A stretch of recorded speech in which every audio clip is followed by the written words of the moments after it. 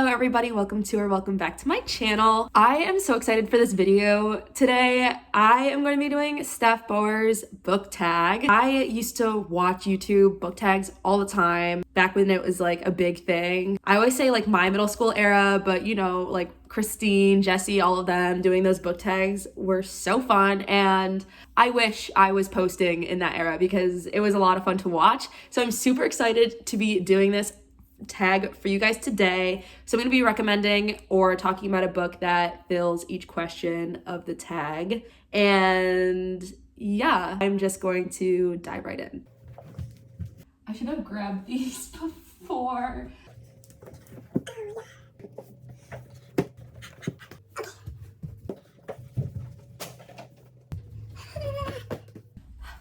Okay, I think I grabbed them all. I should have grabbed them before I started filming. I don't know why I didn't. Okay.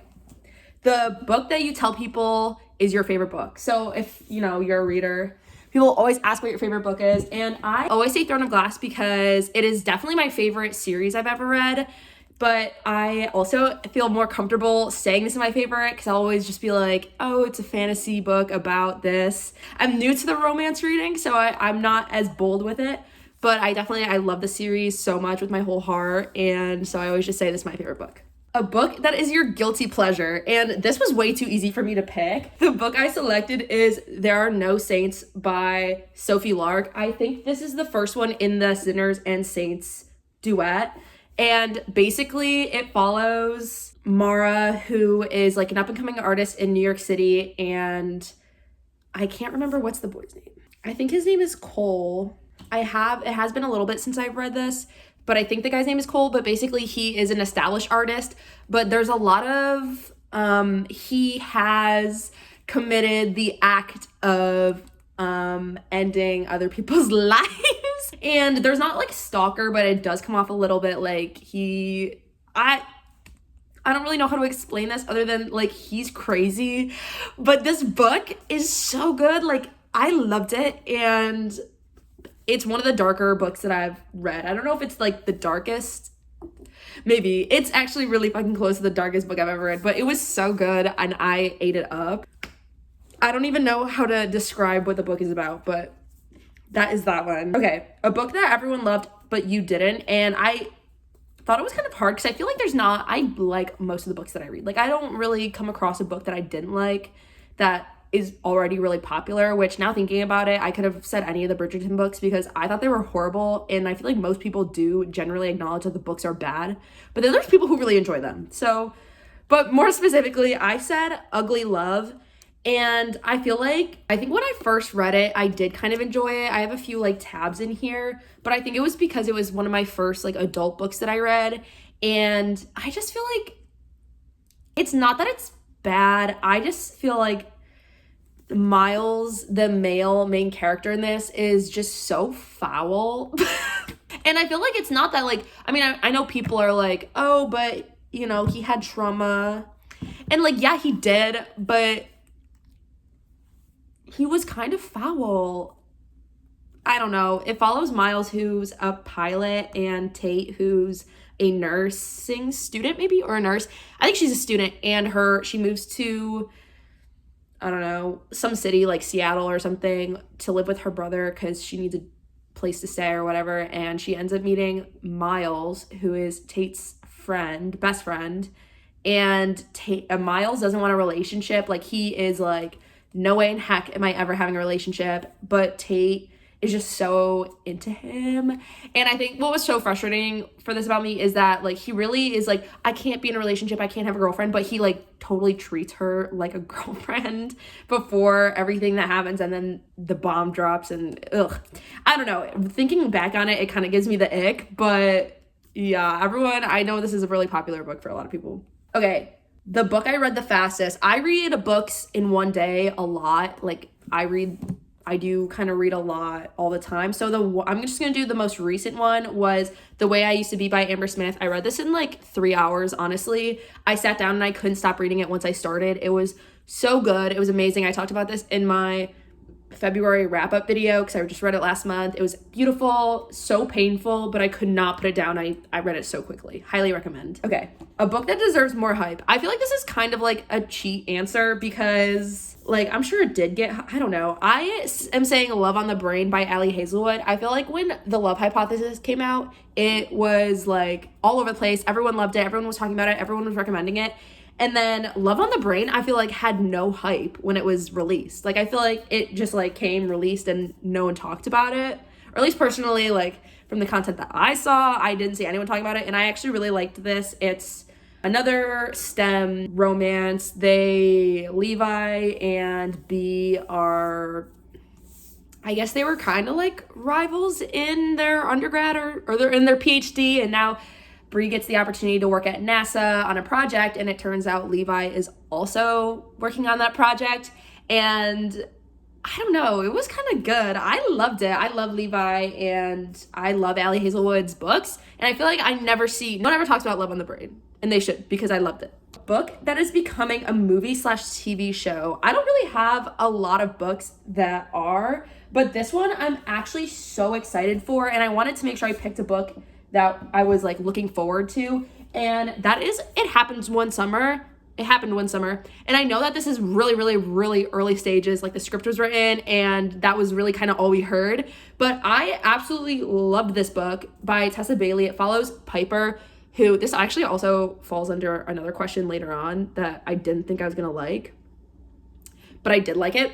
But Piper, who is pretty much like a Nepo baby, I think. And she kind of is a wild child, and she goes crazy to the point where they're like, you have to go to this fishing town because your dad's from there and you need to figure out your life or whatever. So she meets this man who is a king crab fisher. I don't know, but was it hot? Yeah. Like, I was not prepared for how spicy it was, because this was the first Tessa Bailey book I ever read, and like obviously it's a cartoon, and I know like, you know, Ali Hazelwood has a cartoon, but she has like one spicy. This was some of the spiciest stuff. Okay, not spiciest, because since then I've read a lot. But it was really good. It was really cute, really sweet, and I would not have thought that I would have been into Brendan. But was I? Yes. He was giving everything he needed to give, truthfully. Super excited for that to be a movie. That would be so cute. Cast me, I'd love to be Hannah, Piper's little sister. I feel like I could totally give that. You know, wear my headphones. I mean, put me in, coach. Okay, next book. Book you have reread the most. That is 100% The Love Hypothesis. I think I've read this 6 or 7 times. And I feel like a lot of books I will reread, but they kind of usually get like 2 to 3 rereads max. I've read this at least 6 times, like for sure. I absolutely love this book.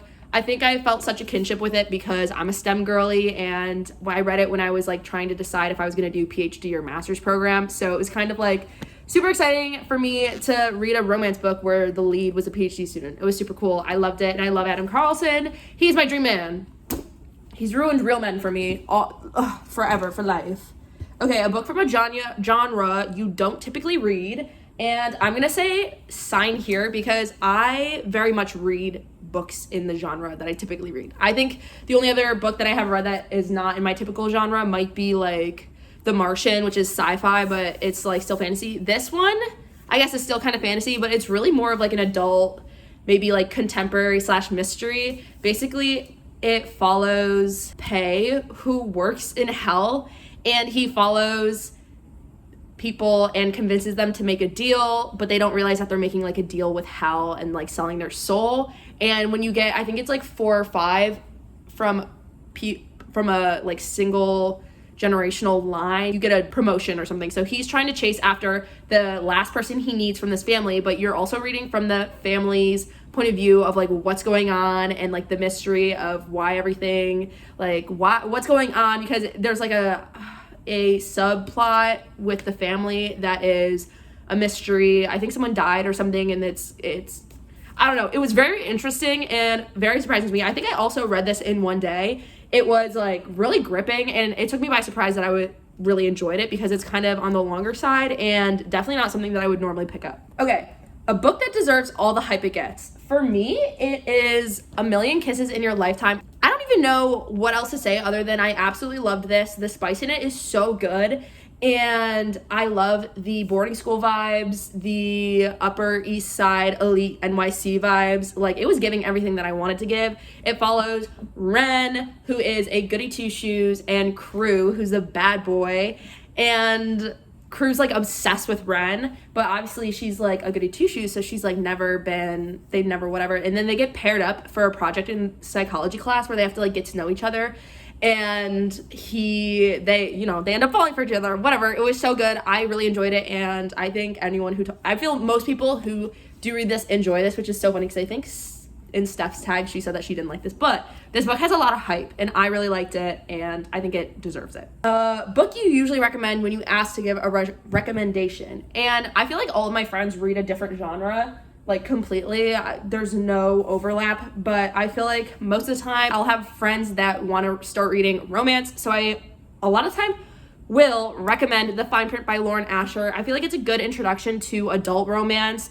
It has the spice level you're looking for, but it's not extremely long, and it's not dark romance. It's like a lighthearted one. It's a billionaire trope, which I feel like is very easy to get into. There's not like it's Grumpy Sunshine, like I feel like it's a good introduction into adult romance. So this one is usually one, if I know someone who wants to get into romance, that's what I go for.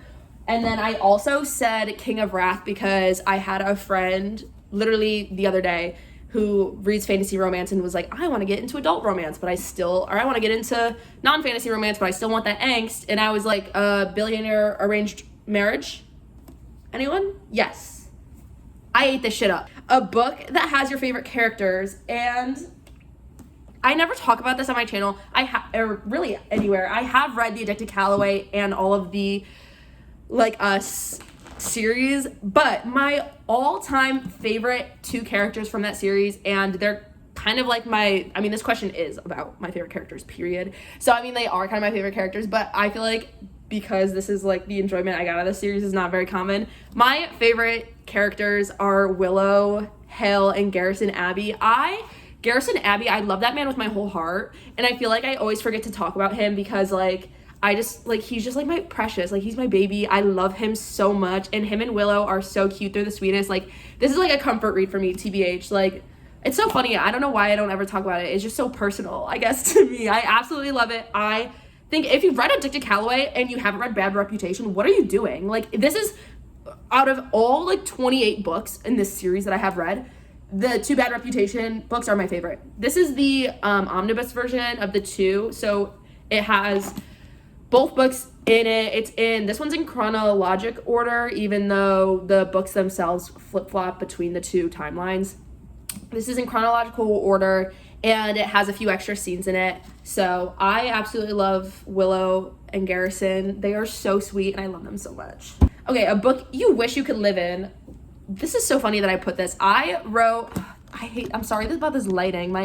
The sun is changing directions in front of my window, and I don't know what to do, but I said Redeemed by Lauren Asher because I'm a huge Formula One fan, and this one also takes place in Italy, which, if you don't know, I'm very Italian. My dad is from Italy, and I love visiting and seeing my family there. But I love this book, and I feel like another book I don't really talk about, but because I feel like the Dirty Air series is like okay, but this book is so good. It's the last one in the Dirty Air series, and I feel like reading the Dirty Air series is worth it just to get to this book because I love Santi. Like, he's so fine.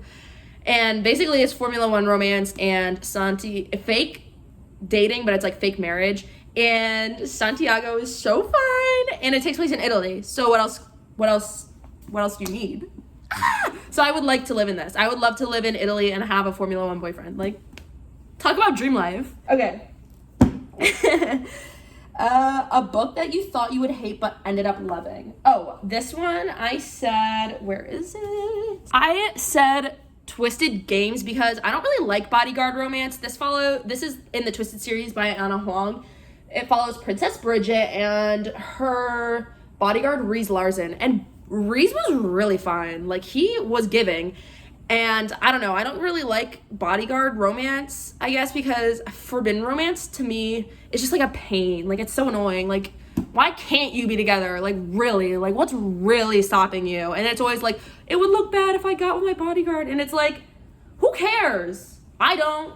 Like, who cares? This one is a book that made you cry, and the way I used to do it made me sob like a baby, but I'm going to say Darling Venom because this also made me like loud sob. Like, I was like heaving. Actually, more crying pictures just for you guys because I want to show you the proof and the emotional wreckage this did to my heart. I remember finishing this, 5 stars by the way.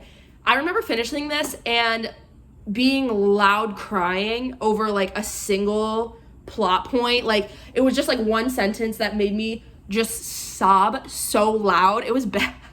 But this book is, I guess it's like, I feel like it's marketed as a romance, but I feel like it's really more of like an adult contemporary with a romance subplot about suicide and how it affects like the people around you.